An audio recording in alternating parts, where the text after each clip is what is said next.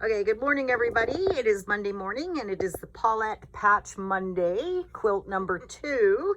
She's standing in front of the one that she's done, and this is what she made. I'm trying to smoothly and gracefully move around so that you guys get a good look at all of this. She puts the strangest fabrics together. See how she's put this Christmas print with little circles? Now the piece that came from here, is that over here? The scrap from there went into there. Okay, okay. So we're gonna let Paulette get started and explain to you what this quilt is called and how she puts it together. Thank you, Heather. So I've just called this framed rectangles because it's a rectangle with a frame around it, and everything is cut the same size. The same width, and you'll be able to trade things around a little bit so you get lots of different look on your different blocks. So are they 2.5 inch? They're cut 2.5 inches. Okay.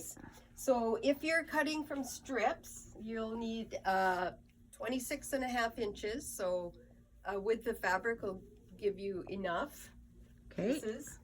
If you're cutting from scraps, so something maybe like that, or something like this, what you can do is just cut your first set of pieces. So for one block, you need 3 2.5 by 4.5 inch pieces. So I've got 3 here. And you need 2 2.5 by 6.5 inch pieces. So what I do when I have scraps like this is I cut one set and I see if I can actually fit all of those on there. So I would kind of go here and go, okay, I've got those there. Will this fit? Yes, that will fit. And will this fit? Yes. But I have one piece left over. So I might not use this piece because I can't fit. And believe me, I have tried at home to try and make it work. It just does not work. But sometimes you have a piece like this, and I would be able to get, you know, my 2 long pieces here.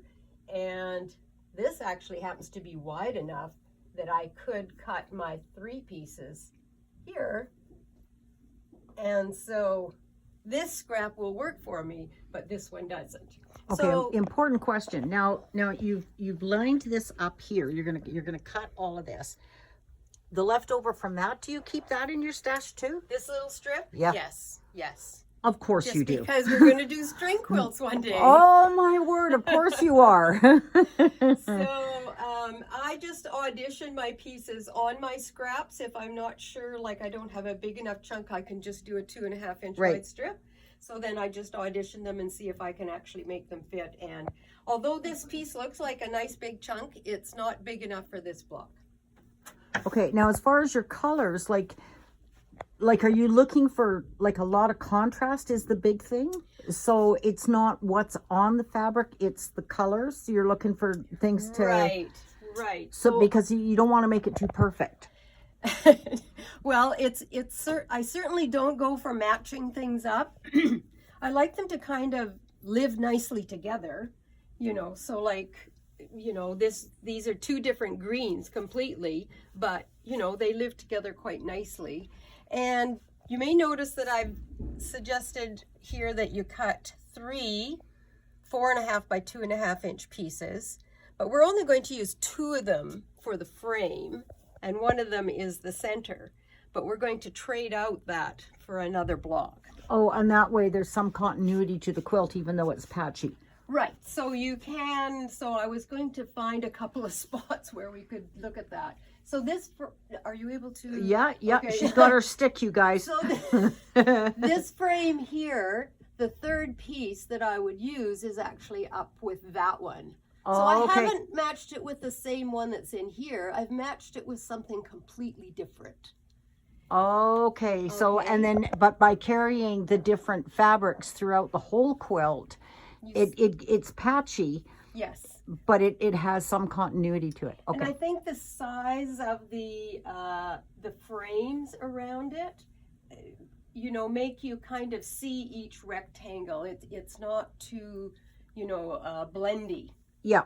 which is what I want. I just want these two to be able to see that there's something in the middle and a frame around it. So I'm not going for light and dark necessarily. Like these both are quite dark, but I've got red in the center and navy around the outside. So I just want some definition so I can see, you know, appreciate all of these lovely fabrics. So, and do you stick with, like when you made this one, it's obviously older fabrics. Do you try to stay just with older fabrics together, or do you try to incorporate newer scraps? I have bins of scraps and I just pull out whatever I have. And if I think it will just live together nicely, I use it. Okay. So I do have, you know, there are some maybe in here that are even more vintagey than others. But I don't stick to just one sort of era or anything like that. So.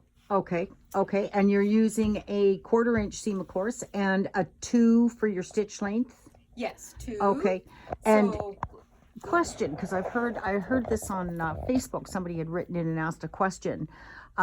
Every seam that you press, that you sew, do you press it right away, or do you wait till you have the whole block done before you press the block? I press per seam. I do too. I sew, press, sew, press, sew, press. Yeah. Yeah.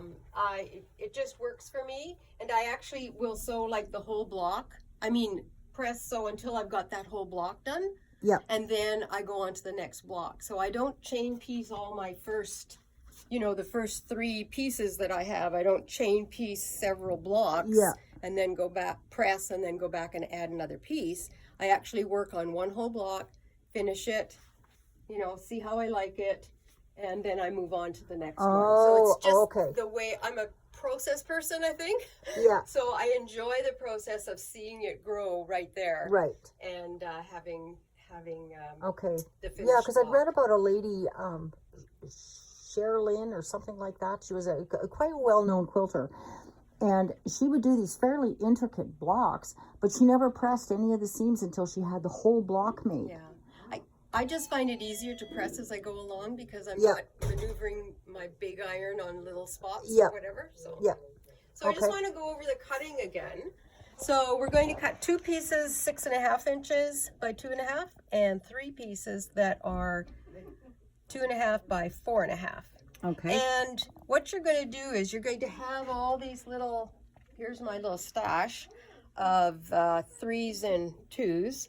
So I just clip them all together. So these are all going to end up in a quilt.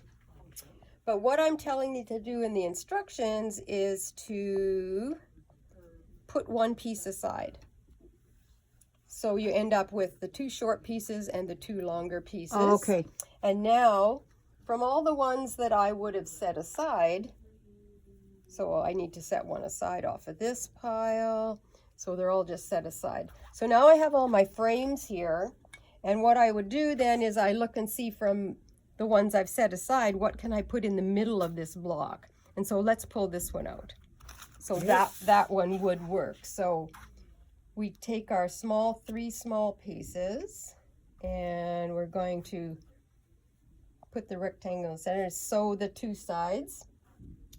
I have one here somewhere. Here it is. I press these towards the center. It doesn't matter in the quilt, this seam here, whether they're pressed in or out, but when I'm pressing, for me, it's easier. And I think it kind of defines that little spot. You know, if it has a little bit of a bump, that's great, because then, you know, it's all in the same place. So you do get that. Then you're going to add your 2 longer pieces to the top and the bottom. And because we don't seam allowances here, and there's your rectangle. And then there's your rectangle. There's your rectangle. So after you have sewn these last 2 top and bottoms on, I'm going to get you to press both of those last 2 seams, which are the top and the bottom, press them both the same direction. always press the same direction. So both of them are going to the right or both of them are going to the left. It doesn't really matter as long as they're both going the same direction. Okay. Because what we're doing here when we put our blocks together is that we're going to, instead of putting them side by side, which I thought was just a little boring, if we had all of these side by side, it just isn't quite as interesting, I thought, as if we do something else. So I decided that I was going to stagger the blocks, a half a block at the top, and I think it's a much more interesting design. And I'm not picking these in any particular order. And then, so having them staggered like that, I think it makes it a little bit more interesting. And having these seams pressed both in the same direction. You can just turn it over so that it'll match up. Yeah, so what you do is all of the ones in this row you would have going one direction, and the other one you would have make sure that those were going the other direction. And then when you come to the very few intersections that there are, they will still nest together. Right. And to get the staggered look, you need to add something here to fill in that space. So I used my border fabric. So it's kind of nice because it looks like those rectangles are floating on the top and the bottom. And the directions are, this is cut 4.5 by 6.5. Very nice. I like that staggered border there on the top. And then on the bottom, I do like that. I think that looks really good.